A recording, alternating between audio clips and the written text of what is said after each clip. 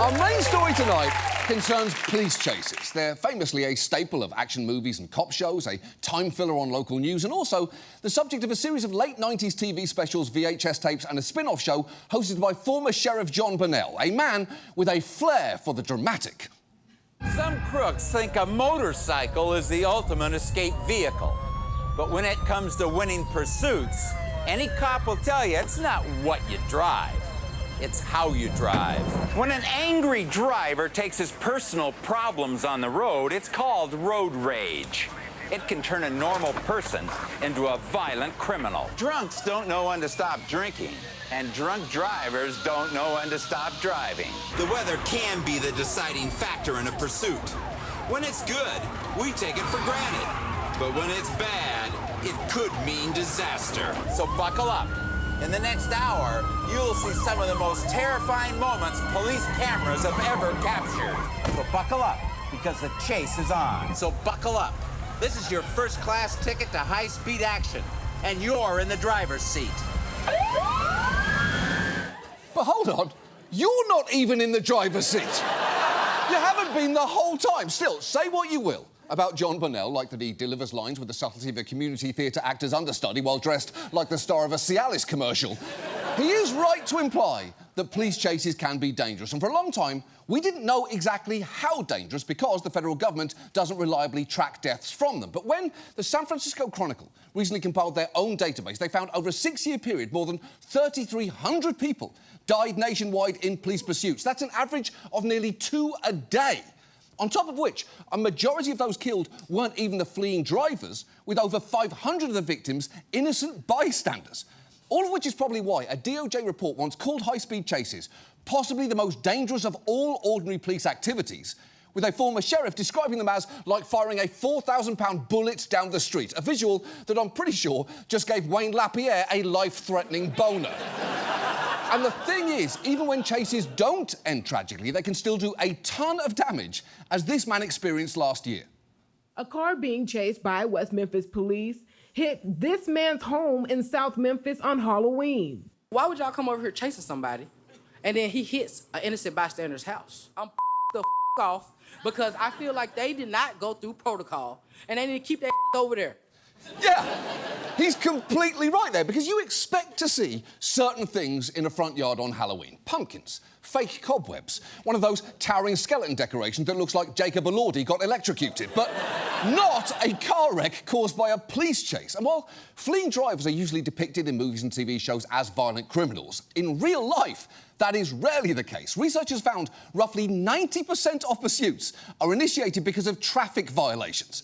And the reasons people tend to flee are often relatively mundane, from their licence being suspended, to being on probation, to simply saying they feared the police. And this combination of high-stakes chases over low-stakes infractions has resulted in situations like this totally preventable tragedy in Georgia. Larry Turner still can't believe his best friend of 30 years is gone. I lost my brother. 60-year-old William Johnson was killed Sunday just before noon as he waited on a red light at McAfee and Candler. That's when this speeding SUV came out of nowhere and crashed into him.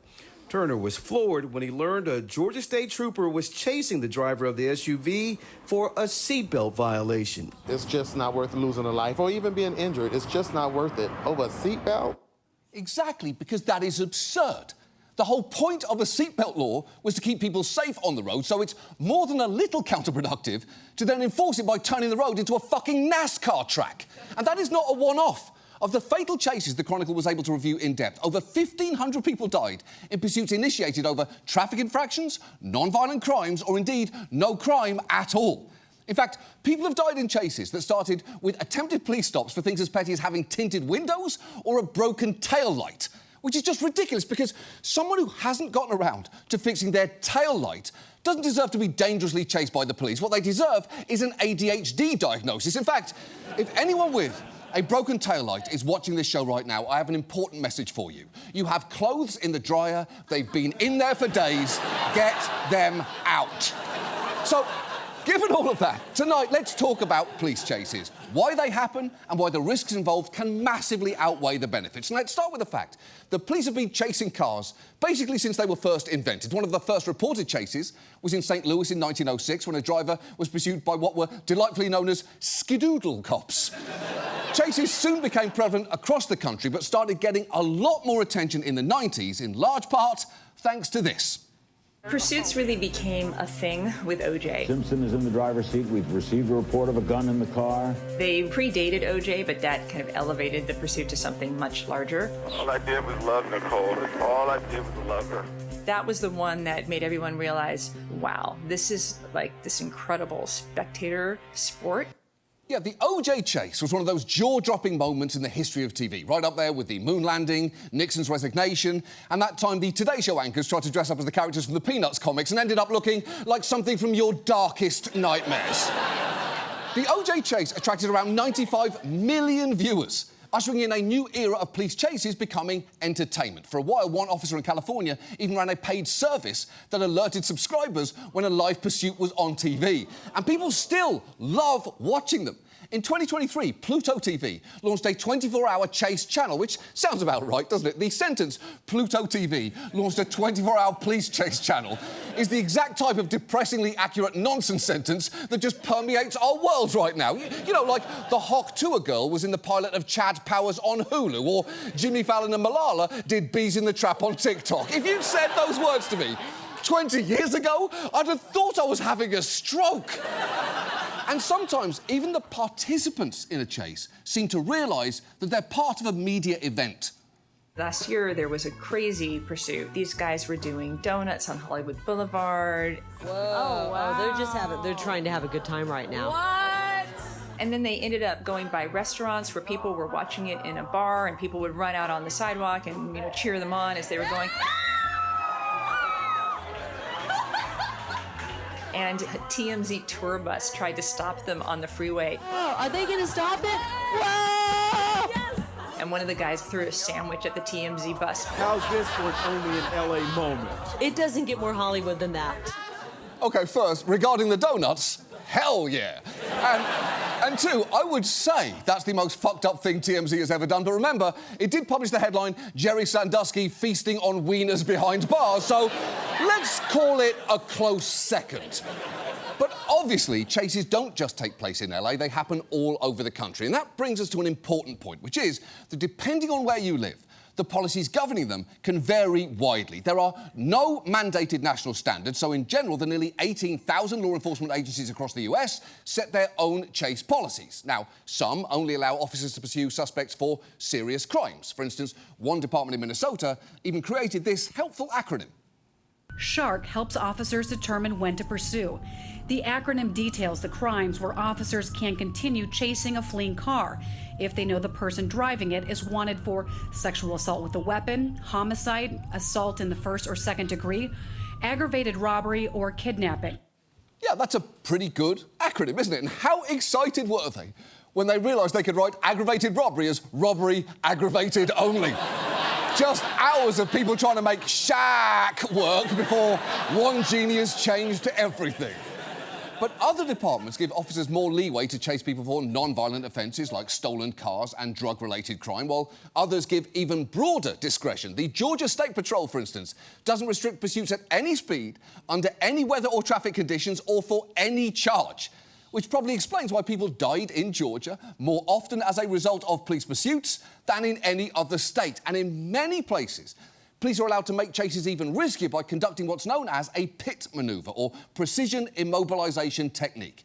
It was adapted from a tactic in stock car racing known as the bump and run, which I know sounds like a hazardous sex position that's essentially just doggy style on a moving treadmill, but it is actually when the police use their vehicle to intentionally make contact with the rear side panel of a fleeing car, causing it to lose traction and spin out. It is incredibly dangerous, especially at higher speeds, when it can cause vehicles to roll over, greatly increasing the likelihood of injury or death.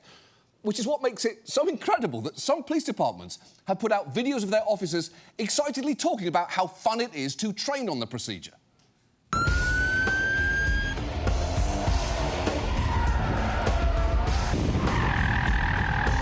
hear that? That's the sound of a good day. Today, I got the opportunity to train with some of our patrol deputies on the emergency vehicle operations course, the pit maneuver. By far one of my favorite things, just getting up next to the bad guy and making him pull over. So much fun.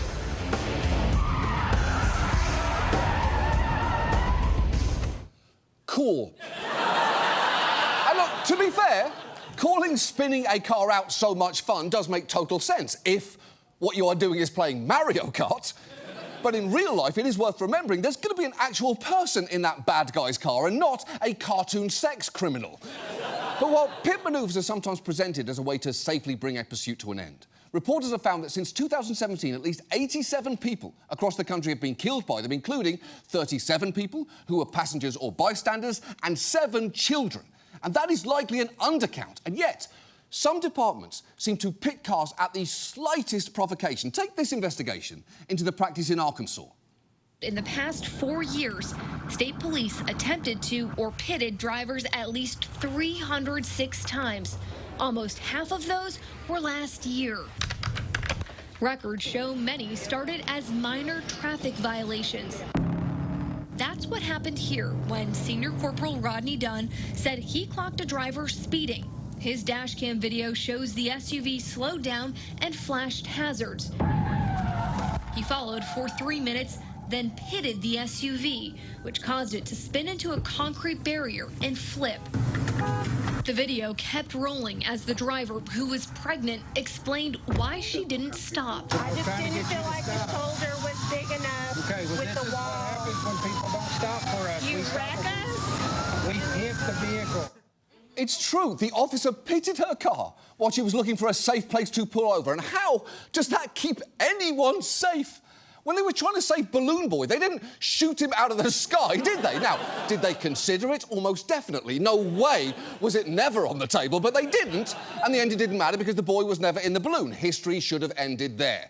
And look, you should know, the official Arkansas driver's license study guide back then literally said that when being pulled over, you should activate your turn signal or emergency flashes to indicate that you're seeking a safe place to stop. So she seemed to be following the guidelines perfectly there, and when you follow the rules, you generally don't expect your car to wind up on the side of the highway doing a fucking headstand.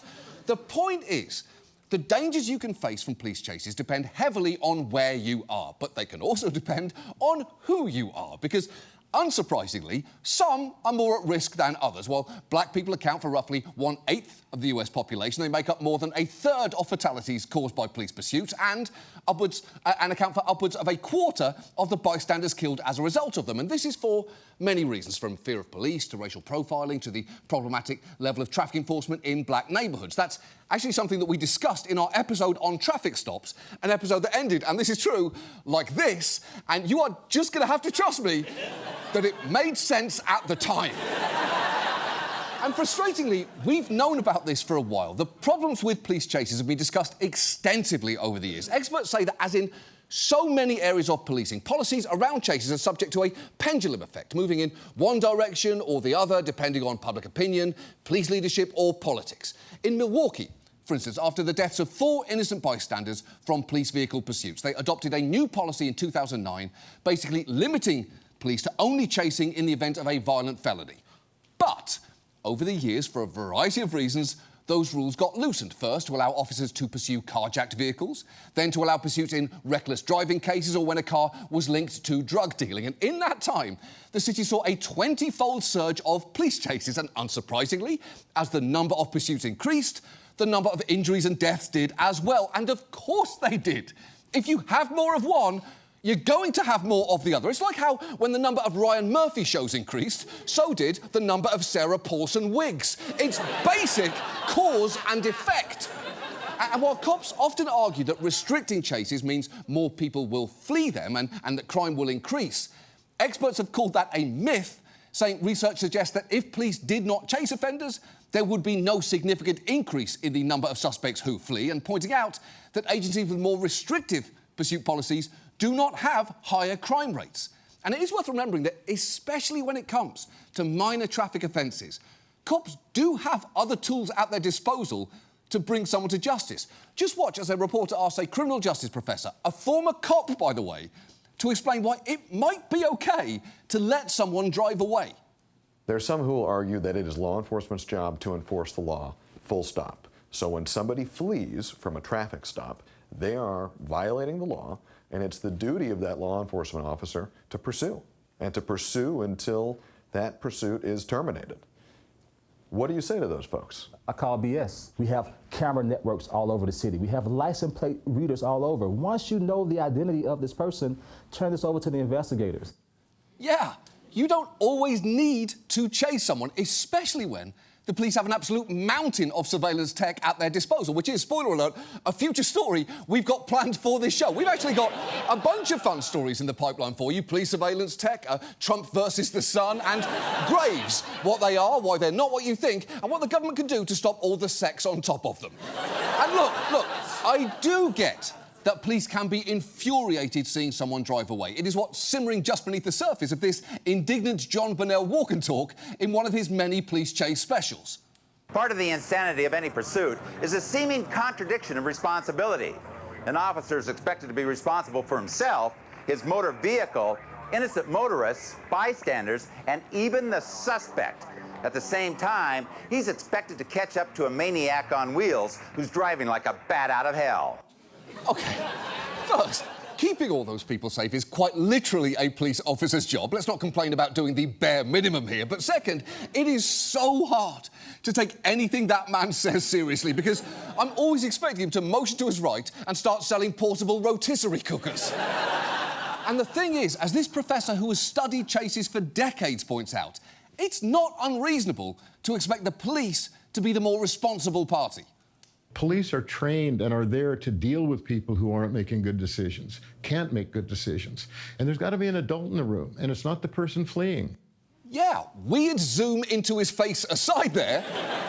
That man is right. When you're a police officer, being the adult in the room is kind of your job. That's honestly true for anyone whose job involves dealing with the public. Calming things down is basically 50% of the job of a police officer, 70% of the job of a Target cashier, and 100% of the job of a Waffle House employee. Listen, we're all here for the same reasons, so let's just focus on what unites us here. We all love breakfast, and none of us are allowed in an IHOP. Everybody, chill the fuck out. But too often, police will give chase when the threat to public safety is minimal, and then, when something goes wrong, simply blame the person they were pursuing. Just watch a sheriff in South Carolina blow off some basic questions about the death of a teenage boy in a chase that began over a traffic stop. Am I happy that the young man died? No, but that was a position that he put himself in. He was a passenger in the car. He still put himself in there because he's in that car with somebody that's doing this. Mm-hmm. Why didn't they tell him, the driver, to stop? Why didn't they do that? Well, they might have. We don't know. Right, we don't know. It's one of many things we don't know, including what the fuck is going on next to that man. What is that thing? Is it a Halloween decoration? I sure hope so, because my second guess is an American Girl doll who joined the Klan. And my third is a voodoo doll holding a string of anal beads. And even when a police chase injures a bystander, cops can refuse to take any blame. Take this story from last year of a woman who sued a Michigan police department claiming officers engaged in negligence and reckless conduct during a pursuit that seriously hurt her. This is Brittany Turner, her body shattered with broken bones and burns after being slammed into by a driver who was speeding away from Warren police, who were in a high-speed pursuit this past June. This is Warren police video of officers getting Turner out of her burning car. Turner is suing Warren police for $60 million. The bad guy strikes an innocent motorist, yet we're blamed. Are you kidding me? Are you kidding me? No, I'm not. No, I'm not kidding you at all. Even when I say you look like Lex Luthor after 2 days of norovirus, I'm not kidding. I'm being deadly serious right now. And you should know, the bad guy in question there was being pursued after police tried pulling him over for driving without a visible license plate. Now, to their credit, that local news station took that cop's response to the woman who'd been hurt, and she was, understandably, unimpressed. They said there's only one person responsible for you being hit and hurt like this, and it's the person behind the wheel that they were pursuing. What do you think of that? I can't say the word that I want to say on camera, but I believe that that is bull. Yeah, because it is. Specifically, it is bullshit. And it's frankly incredible that she's exercising more restraint with her use of profanity than the cops did with a 4,000-pound vehicle. Also, at this point, can we please just let people say shit on the news?